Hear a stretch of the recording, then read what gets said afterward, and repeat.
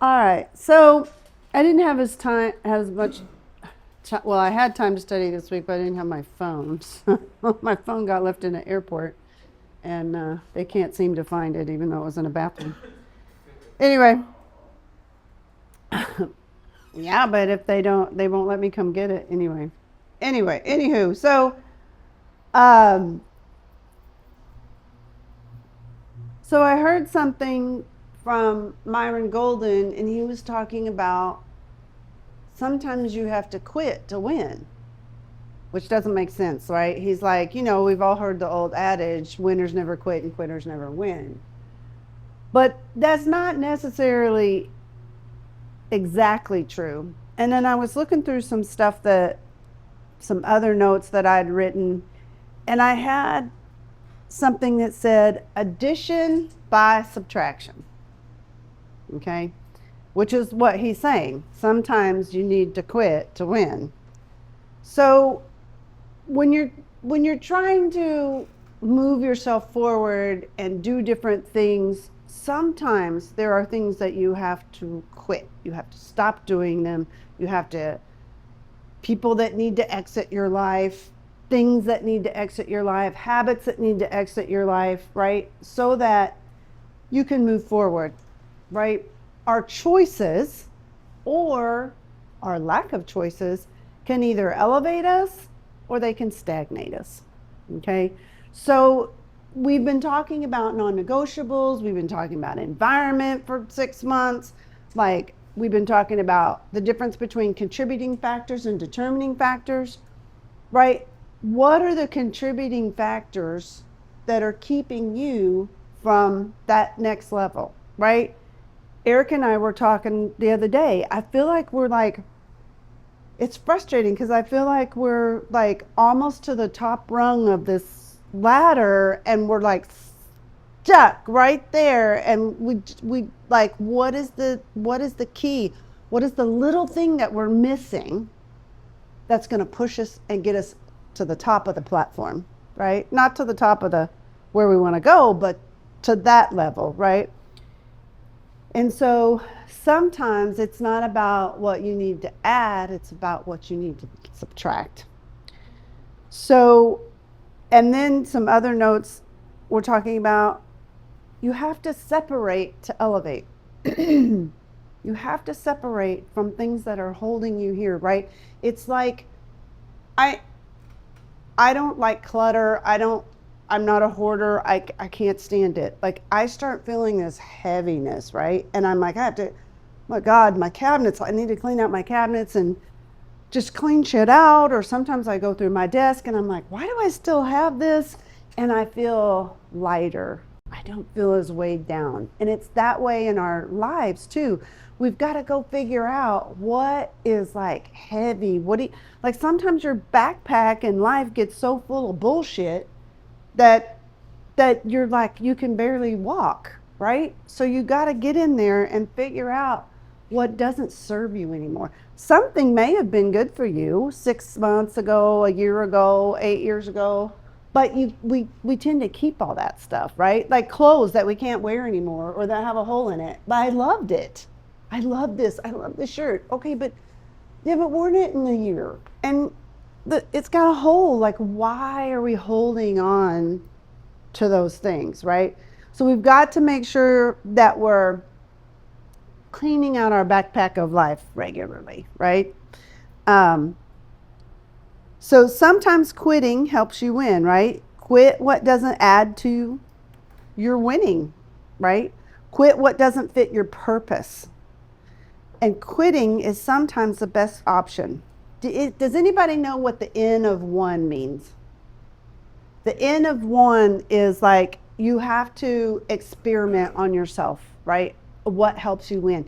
It's what you do when you do word tracks and you do things like that. You're out there using those word tracks, and maybe they don't necessarily work for you the same way. Like, if Juan said something exactly the way Brian said it, it would probably sound weird. And we would all go, that's really weird. Why are you doing that?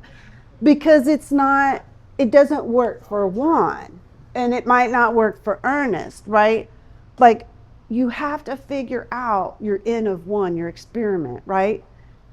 Your experiment. That's everything in your life. That's when you start on a journey of nutrition, when you start on a journey of working out. Like, some things don't work for you and you hate them so much in the gym that's like, why are you doing it? Like, stop. Figure out what works for you. Figure out what schedule works for you, right? So always on that journey of experimenting and taking inventory. I've talked about this too. Truthful, accurate self-assessment, right? What is still serving me in my life? In yoga philosophy, we learned that nothing in and of itself is good or bad. It just is, right? This table's not bad. It's not good either. But does it serve us being in here? Does it serve a purpose? If it doesn't, it needs to go because it's just in the way, right? So you have to figure out what in your life, and don't judge things as good or bad or good or evil, or just ask yourself, is this what I'm doing, or these friends or my habits, are they serving me and are they serving my purpose to get me here? And if they're not, you gotta let them go, right? You gotta let them go. So Myron Golden was talking about a guy he used to work for. His name was Art Williams, and he started a financial firm. And he said that the guy used to always say, life will give you what you fight for, and life will give you what you accept. And he said for a long time he didn't understand what it meant. He's like, well, is it this one or that one? And the truth is, it's both, right? Just like Henry Ford says, if you think you can, or if you think you can't, you're right. Right? It's all about, like Eric's talking about, mindset, right? So if you're willing to fight for something, you're going to get it. But if you're willing to accept where you are and what's going on in your life, and that you're miserable and you don't want to fight for better, then that's what you're going to get, miserable and average. Eric and I talk all the time about how can we help y'all? What can we bring to y'all that makes sense to you, that's going to help you move your life forward in some way? And not just business. We want your life to, right? If you're going to be successful, this lady, Lisa Nichols, she said success is a 360-degree proposition, right? Success should be your relationships, your health, your mental well-being, your spiritual well-being, and your money, right? You need all of those to be truly successful. So we want to always bring things to y'all that can help you in one of those spots in your life, in one of those aspects. But we have to come to the realization that people who don't believe that they can change their lives will never look for ways to do that. So if you find yourself in your free time not looking for a way to move yourself forward or to hone your craft, we've talked about that last week. Conviction, or are you convicted that this is your chosen profession? Or are you just committed and you just come to work every day and you do the things and you make the posts, and right? Or are you convicted about it? Are you honing your craft? Are you out there searching for things, right? If you're not doing that, then you probably don't believe that you can be more or do more. So you need to ask yourself, why am I not searching for ways to be better? Why am I not listening to people who know more than me? Whether it's in a spiritual, whether it's watching videos of personal trainers so you can be better in the gym, whether it's watching videos on nutrition, it doesn't matter what it is. Like, why am I not doing that? If I want a healthier lifestyle and I want to work out more, or I want to be better at selling, why is all my free time scrolling or gaming or Netflix binging? And you all know, I've told you, like, I'm a Netflix binger. I love it. But I make sure that it's a balanced thing that I do, right? So if you're not looking for those things and you're not actively searching it, you need to ask yourself, do I really believe that I can be different, or that I can be more, or that I can do more, right? So don't live in Groundhog Day, right? Has anybody ever seen that movie? It's an older movie with Dan Aykroyd. Yeah. Is it Bill Murray? Bill Murray. Okay. Isn't Dan Aykroyd in it though? I think he's in it. Okay. Right? Like he keeps waking up he goes on a business trip and he's in this small, quaint little town, and he's really annoyed by being there in this town because he's a big city guy and I think he's a salesman or something. I don't know. And probably insurance or something. But he goes and he's like really annoyed by all these things that happen, and he has this terrible day, and he goes to bed and he wakes up and he just keeps doing that day over and over and over again, and he's stuck until he starts learning the lessons that all those people that annoyed him were trying to teach him. And once he realizes at some point that he's stuck in there and he's trying to figure out how to get out, and he can't get out, and it's not until he learns the lessons that are happening that he gets out, right? The more we try to get out of situations that are trying to help us, we're just going to go like this in a circle, right? So if we don't believe that we can change, and we don't believe that we can do more or be more, we're never going to gain the knowledge or the skills.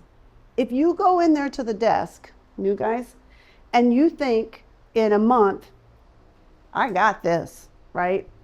I'm good. I got it all. I got my 12 steps of the sale memorized. I can fill out my credit app perfectly. I'm doing my walk-arounds. If you think at that point, I'm good, and you stop seeking and you stop working on your craft and going to other people and say, I don't know, let me do another walk-around. Let me do another meet and greet. Let me do another, let's battle test some more, right? Like if you stop that, you're just going to stay right there. You're going to stay right there, right? Price's Law, I talk about this. I've talked about it before. The Price's Law says the GDP of any industry group, whatever, is produced by 50%. 50% of the GDP of a group or a product or whatever is produced by the square root, right?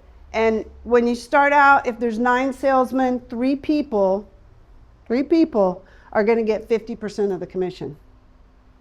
But if you extrapolate that, Myron Golden extrapolated it all the way out to America, 30 million businesses in America. The square root is like 5,000 and something. 5,000 businesses get 50% of profits, and the rest of the businesses split the 50%. Now, the difference between 30 million and 5,000 is pretty big. You're splitting that pot with a lot of people. I want to be over here in the square root, but you can't get there, right, with mediocrity, because mediocrity scales exponentially, and excellence, it scales incrementally, okay? So mediocrity, you put the multiplication sign in it. Excellence, it's a plus, right? So we are trying to help you figure out how to be that square root and how to get out of the big pool of mediocrity and get over here into the pool of excellence. So remember, look back, take a look in your backpack of life. David Goggins calls it your bag of fuck. Get in there, look and see what's in there, and get rid of what you don't need, right? Addition by subtraction.